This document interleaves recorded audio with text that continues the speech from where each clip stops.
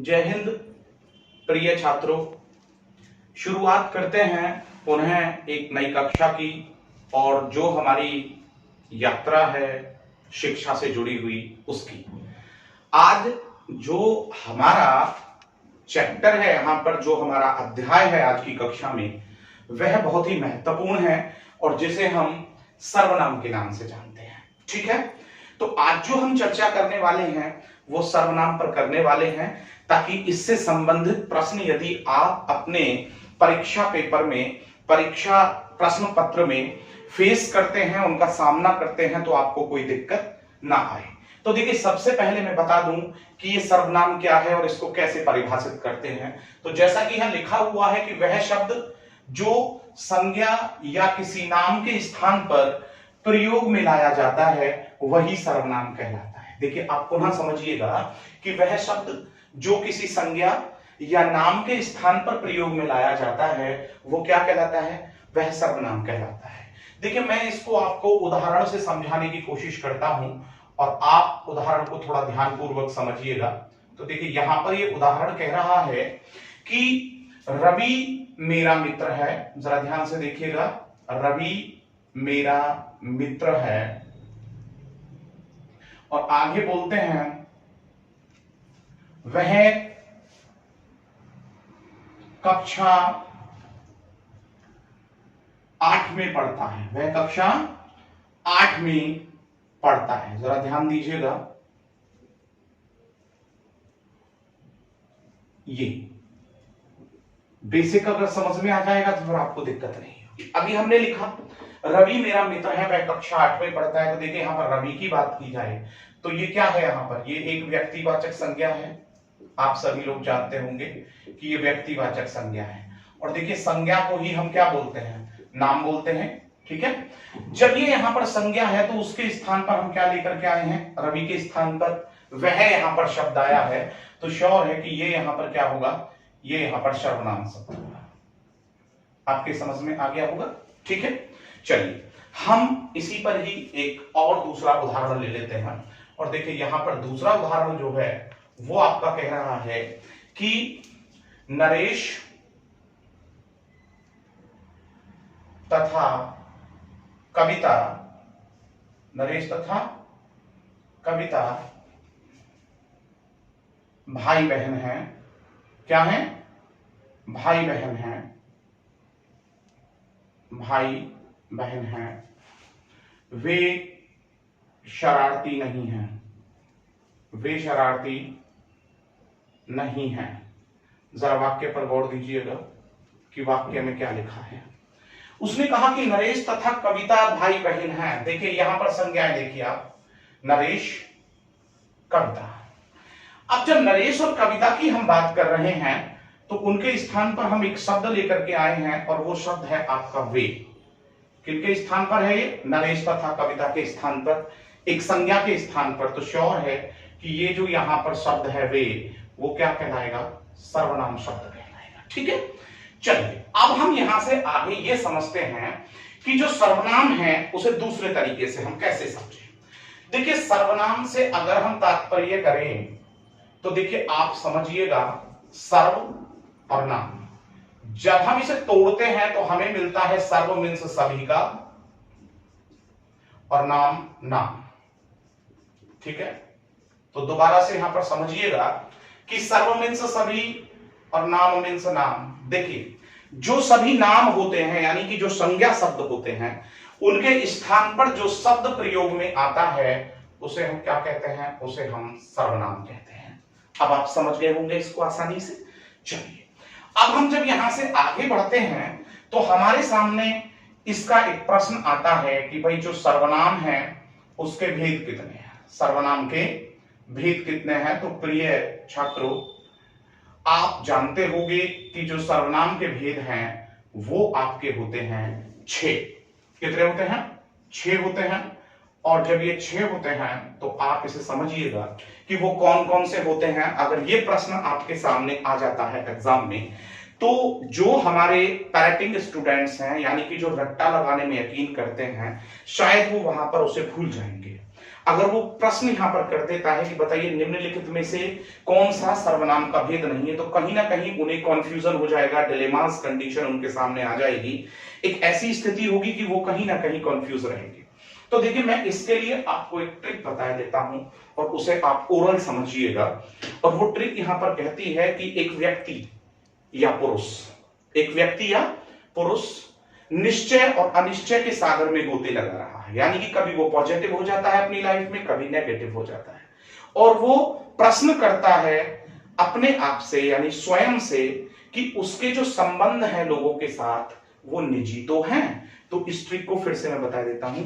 एक व्यक्ति या पुरुष निश्चय और अनिश्चय के सागर में गोते लगा रहा है, अपनी लाइफ में कभी पॉजिटिव हो रहा है कभी नेगेटिव, और वो अपने आप से प्रश्न करता है कि जो उसके संबंध हैं इस समाज में वो निजी तो हैं, वो पर्सनल तो हैं। तो देखिए मैंने जो अभी आपको ट्रिक बताई तो उसके अकॉर्डिंग देखिए मैं बात करता हूं यहां पर नंबर 1 की। तो मैंने कहा एक व्यक्ति या पुरुष, ठीक है, हम बात कर रहे हैं पुरुषवाचक सर्वनाम की। देखिए एक व्यक्ति या पुरुष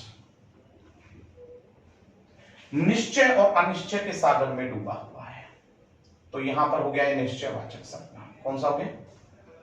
निश्चयवाचक सर्वनाम। नंबर 3 अनिश्चय के सागर में डूबा हुआ है, तो अनिश्चयवाचक सर्वनाम। ओके, अनिश्चयवाचक सर्वनाम। और वो क्या करता है? वो प्रश्न करता है अपने आप से, और प्रश्न में क्या करता है कि जो उसके संबंध है ना, नंबर 5 कि जो उसके संबंध है लोगों के साथ वो निजी तो हैं।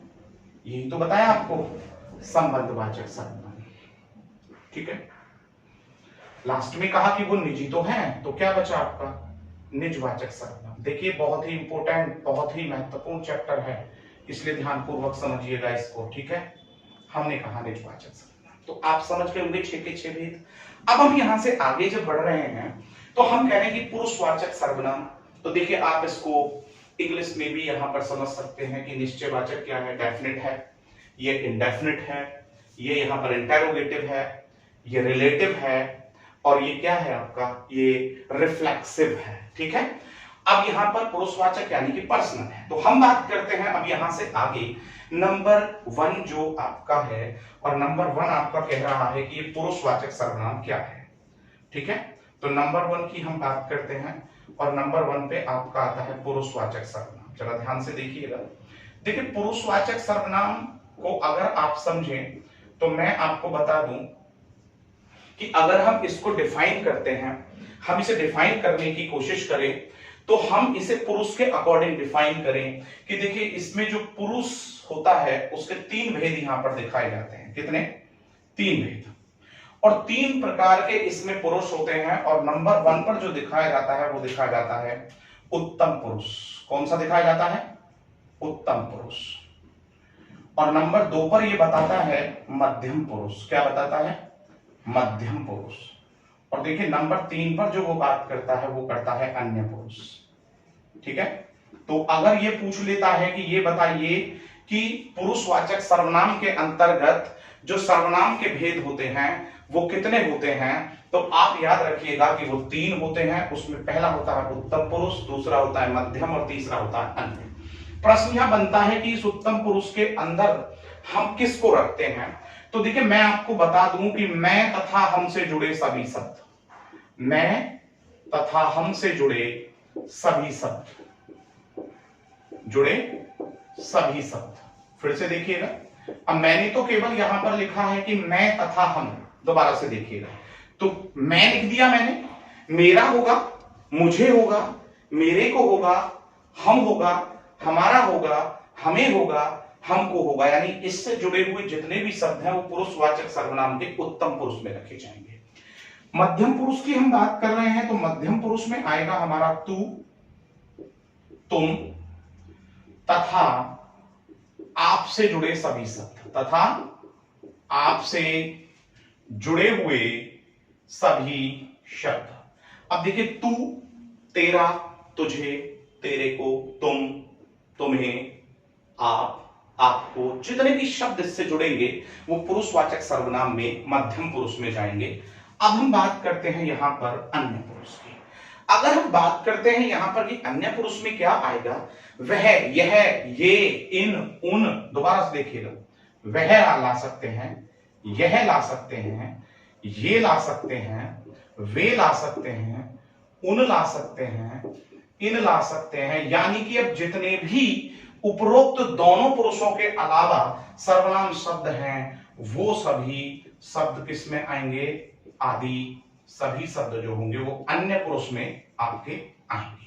तो आप समझ गए होंगे कि पुरुषवाचक सर्वनाम में क्या क्या आपको यहां पर मिलने वाला है। चलिए अब यहां पर वो कहता है कि अब इसको हम उदाहरण से समझें और वो पूछेगा कि भाई बताइए कि आप क्या करेंगे इसमें। तो देखिए उसने एक उदाहरण दिया और उसने लिखा है यहां पर कि हमको अभी घर जाना है, हमको अभी घर जाना है। जरा ध्यान दीजिएगा, उसने लिखा कि हमको अभी घर जाना है, तो वो यहां पर पूछेगा कि बताइए कि यहां पर जो रेखांकित शब्द है उसमें सर्वनाम का कौन सा भेद है।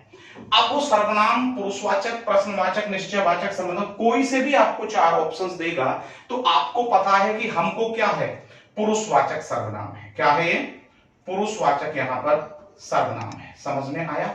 वो यहां पर यह भी पूछ सकता है कि हमको जो है ये बताइए उत्तम पुरुष है, मध्यम पुरुष है या अन्य पुरुष है। तो आपको पता है कि जो पुरुषवाचक सर्वनाम का ये क्या है, उत्तम पुरुष है। क्या है आप बताइए मुझे, उत्तम पुरुष है। बहुत बढ़िया, आप समझ गए हैं इसको, ठीक है। अब हम इसी पर ही दूसरे उदाहरण पर चर्चा करते हैं और उसने यहां पर जो दूसरा उदाहरण दिया है उसमें उसने लिखा है कि आप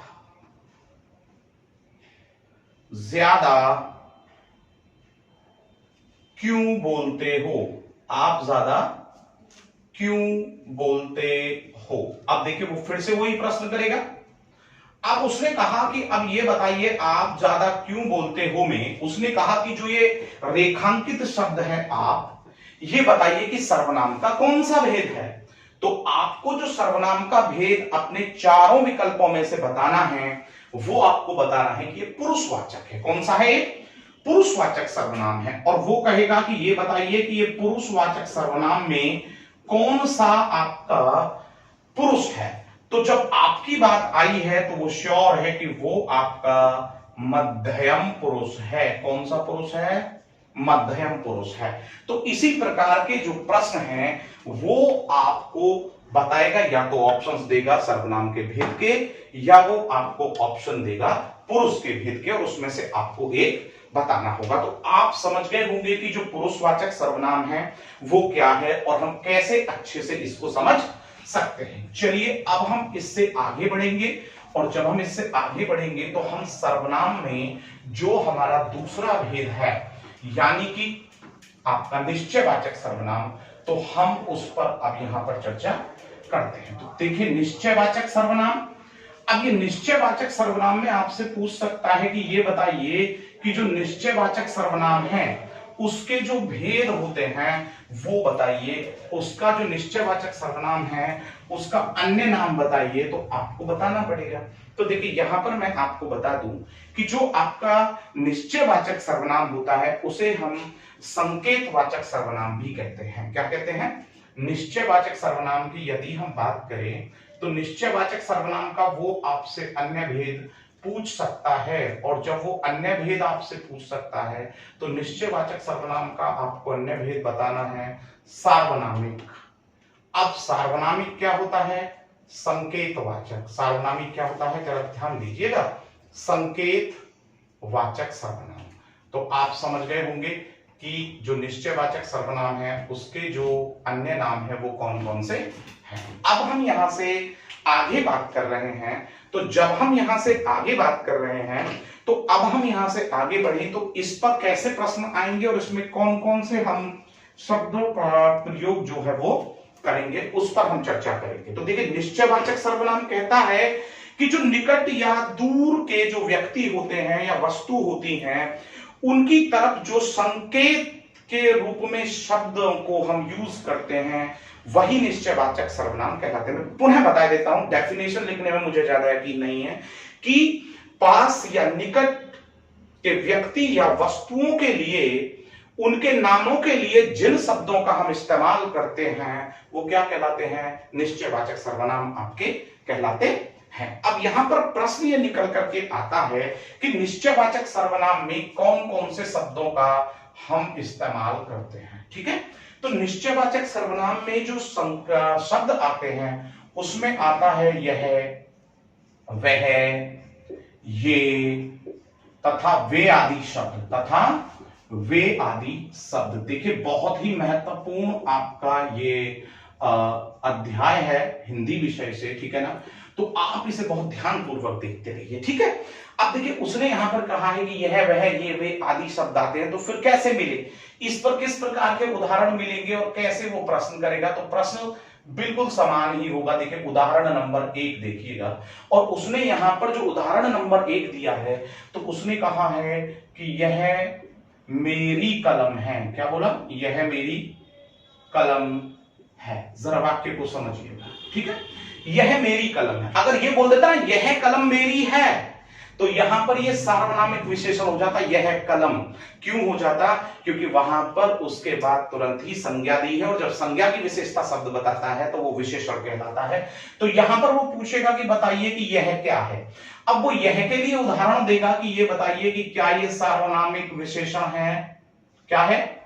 सार्वनामिक विशेषण है। या ये पूछेगा कि बताइए, या ये सार्वनामिक सर्वनाम है?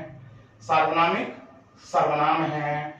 तो सीधी सी बात है कि आपको क्या जवाब देना होगा? ये सार्वनामिक सर्वनाम है, ये सार्वनामिक विशेषण नहीं है।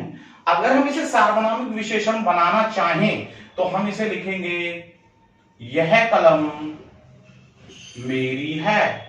अब आप समझेंगे कि ऐसा क्यों कि ये यहां पर सार्वनामिक विशेषण है। मैं आपको बता दूं कि अब ये क्या है, अब ये सार्वनामिक विशेषण है। क्यों है?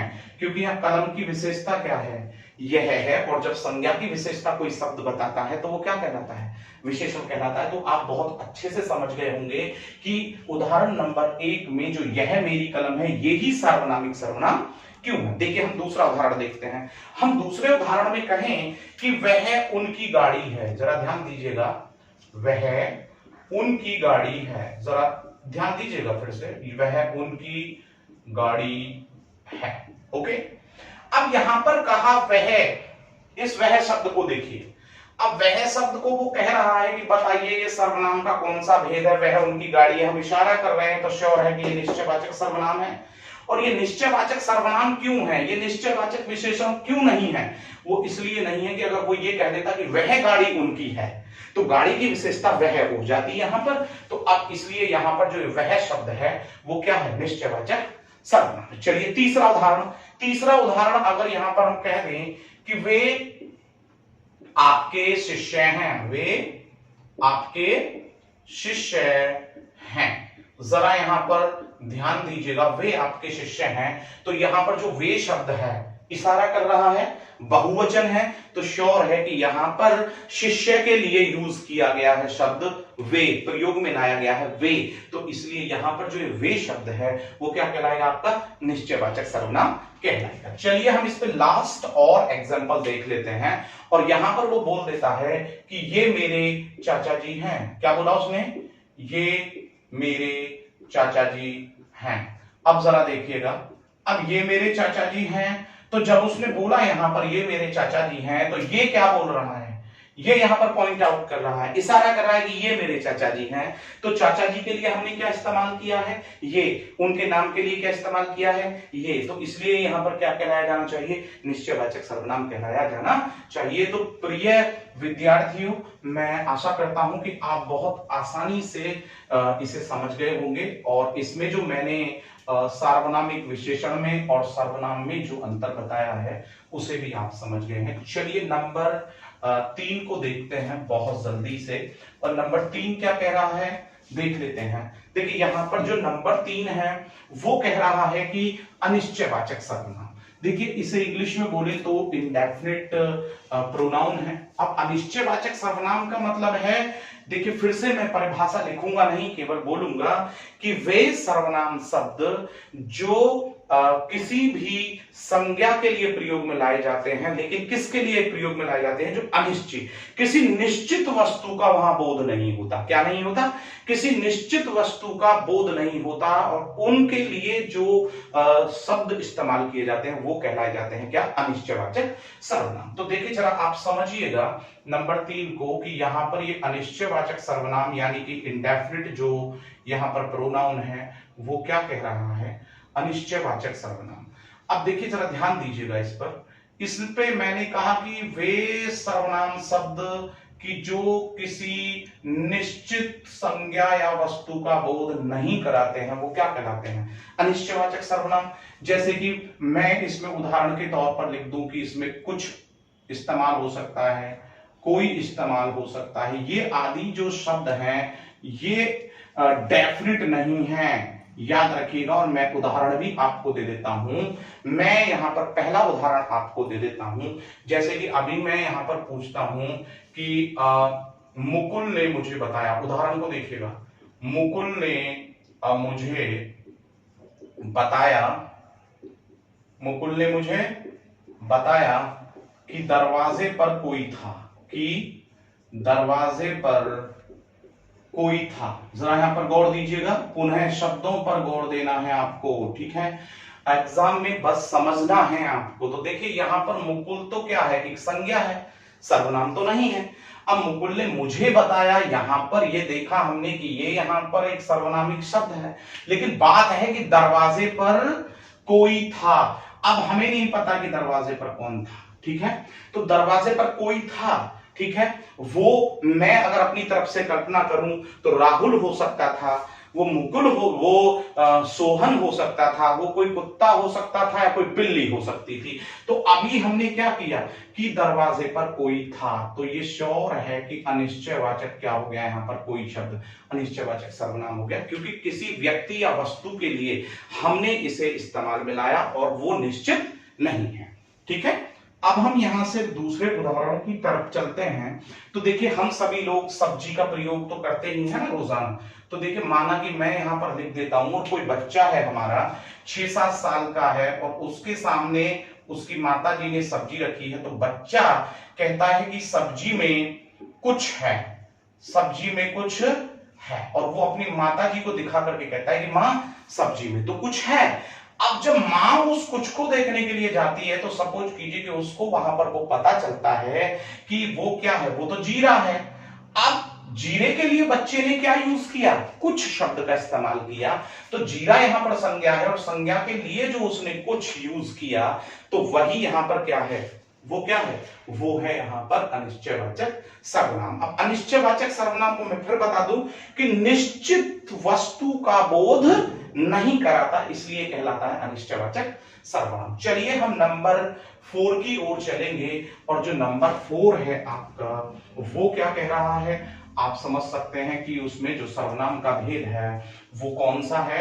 वो सर्वनाम का भेद है यहां पर प्रश्नवाचक सर्वनाम। देखिए प्रश्नवाचक सर्वनाम यानी कि वह सर्वनामिक शब्द जो किसी संज्ञा के स्थान पर प्रश्नवाचक शब्द के रूप में आएगा, वही तो प्रश्नवाचक सर्वनाम कहलाएगा। पुनः आपको बता देता हूं कि जो प्रश्नवाचक जो हमारा सर्वनाम है वो किसी संज्ञा शब्द के स्थान पर प्रश्न के रूप में आएगा, ठीक है? चलिए हम यहां पर देख लेते हैं और हम नंबर 4 लिख लेते हैं, प्रश्नवाचक सर्वनाम, ठीक है? जरा देखिए कि ये प्रश्नवाचक सर्वनाम आपका क्या कहता है।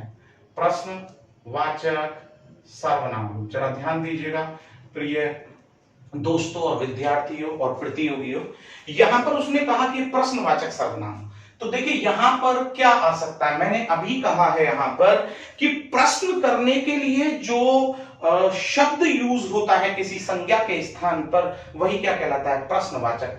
अब देखिए इसमें शब्द कौन कौन से आ सकते हैं? इसमें शब्द आ सकते हैं जैसे कि कौन, जैसे कि किसको, ठीक है ना, ठीक है ना, जैसे कि क्या, ये सभी प्रश्नवाचक शब्द हैं कि नहीं है? बिल्कुल ये प्रश्नवाचक शब्द हैं। और जब ये प्रश्नवाचक शब्द हैं तो आप देखिए कि इनका प्रयोग कैसे करेंगे। उदाहरण के रूप में हम इसे प्रयोग में देख लेते हैं कि इसका जो उदाहरण है वो यहां पर क्या कह रहा है। तो देखिए उदाहरण को जरा फिर ध्यान से समझिएगा। मैं बार बार कह रहा हूं कि अगर उदाहरण समझ लिए तो आप समझिए कि पूरे अध्याय को समझ गए। अभी उसने यहां पर लिखा दरवाजे पर कौन है, जरा ध्यान दीजिएगा, दरवाजे पर कौन है। इस वाक्य को ऐसे भी तो बोला जा सकता था कि दरवाजे पर सतीश है। जरा ध्यान दीजिएगा, दरवाजे पर कौन है, दरवाजे पर सतीश है। लेकिन सतीश के स्थान पर उसने क्या शब्द यूज किया है, दरवाजे पर कौन है। तो सतीश के स्थान पर ये प्रश्नवाचक जो शब्द आया है, यानी संज्ञा के स्थान पर जो प्रश्नवाचक शब्द आया है वो क्या कहलाएगा, प्रश्नवाचक सर्वनाम ही तो कहलाएगा। ठीक है, तो आप समझ गए होंगे कि सतीश के स्थान पर यानी संज्ञा के स्थान पर जो प्रश्नवाचक शब्द आया है वही क्या कहलाएगा, आपका प्रश्नवाचक सर्वनाम। चलिए हम इसी पर ही दूसरा उदाहरण और देख लेते हैं। देखिए इसमें दूसरे उदाहरण की हम बात कर रहे हैं, तो हम यहां पर बोल रहे हैं कि आप क्या खरीद रहे हैं। जरा देखिएगा, आप क्या खरीद रहे हैं।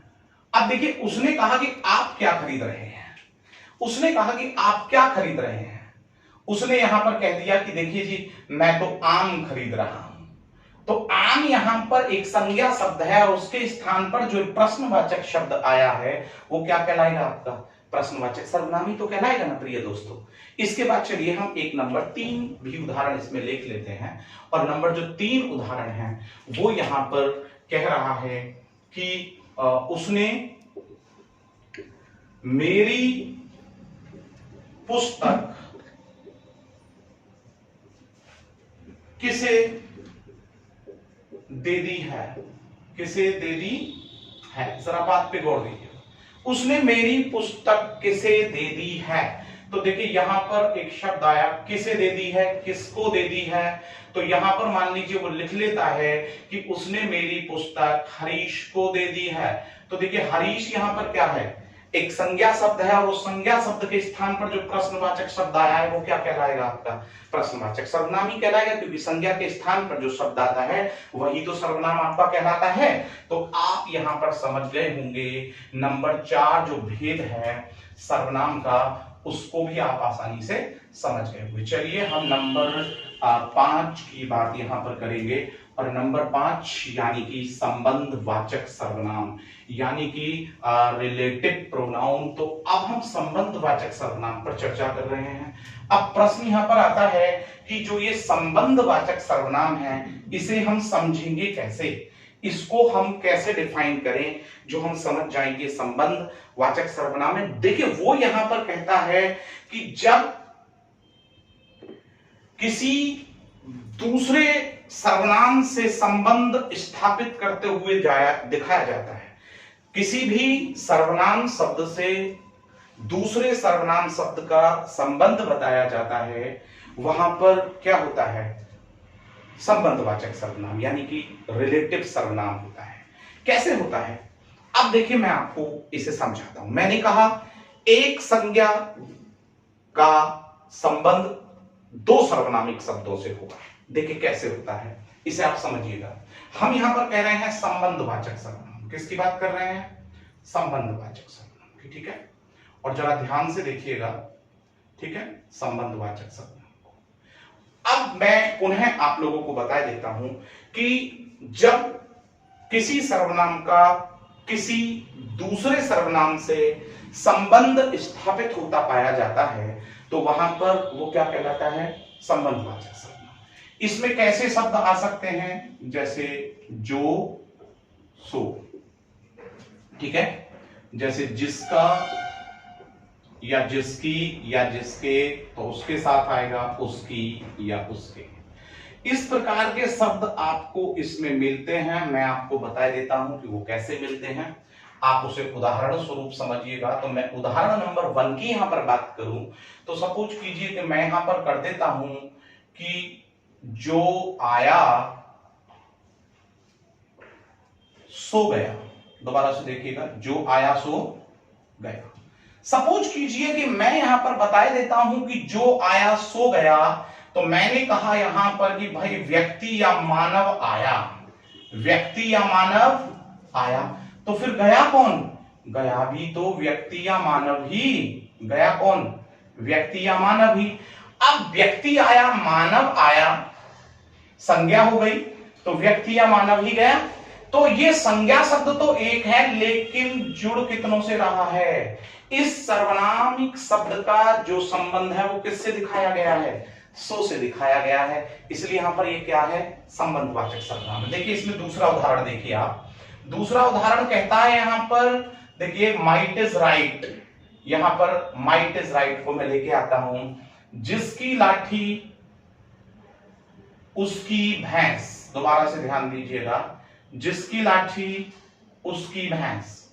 हमने यहां पर वाक्य बोल दिया। अब सपोज कीजिए कि मैं यहां पर लिख देता हूं ग्वाले की लाठी है, तो किसकी भैंस होगी? ग्वाले की लाठी है तो ग्वाले की ही भैंस है। तो यहां पर एक संज्ञा शब्द है और उसके लिए हमने क्या यूज किया है? जिसकी और उसकी। और जिसकी का संबंध किससे है? उसकी से है। तो श्योर है कि यहां पर ये क्या कहलाएगा? संबंधवाचक जो सर्वनाम है वो कहलाया जाएगा। तो आपकी समझ में आ गई। यहां पर कुछ इस प्रकार के भी आपको प्रश्न देखने को मिल सकते हैं, जैसे कि दिल्ली वही स्थान है जहां पर मेरा जन्म हुआ। तो यहां पर दिल्ली के लिए हम क्या लेकर के आए? जहां।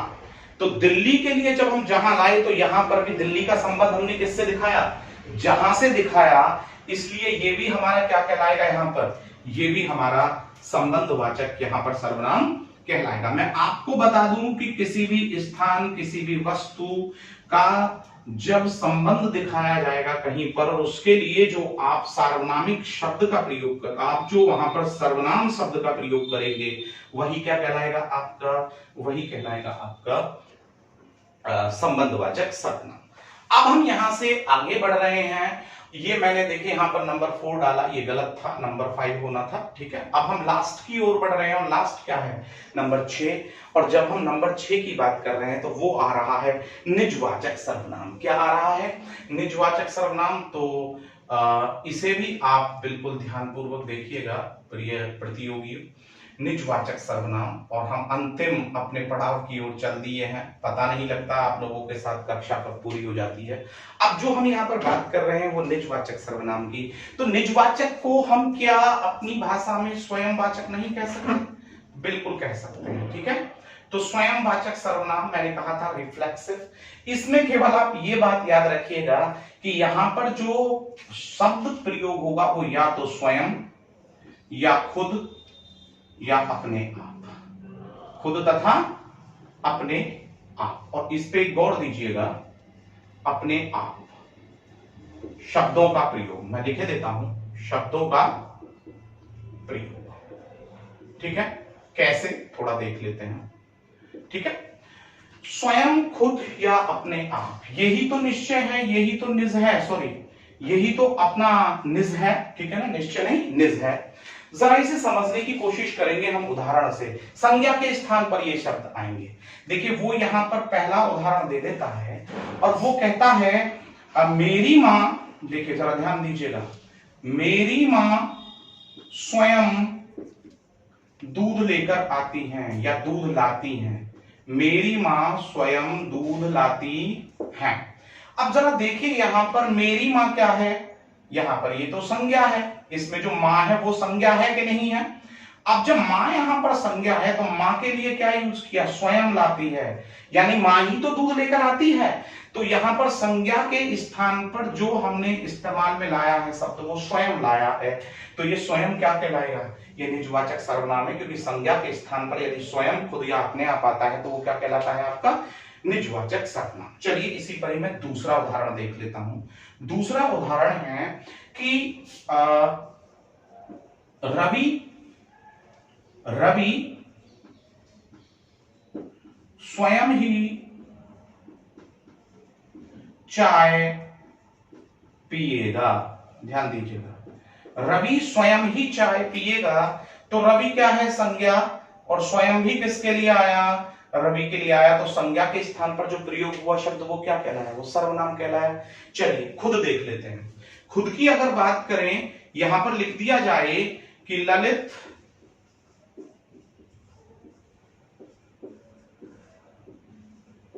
खुद ही गिर गया, ललित खुद ही गिर गया। अब जब ललित है तो ललित यहां पर क्या है, ललित यहां पर संज्ञा है, और ललित गिरा कैसे, स्वयं ही गिर गया।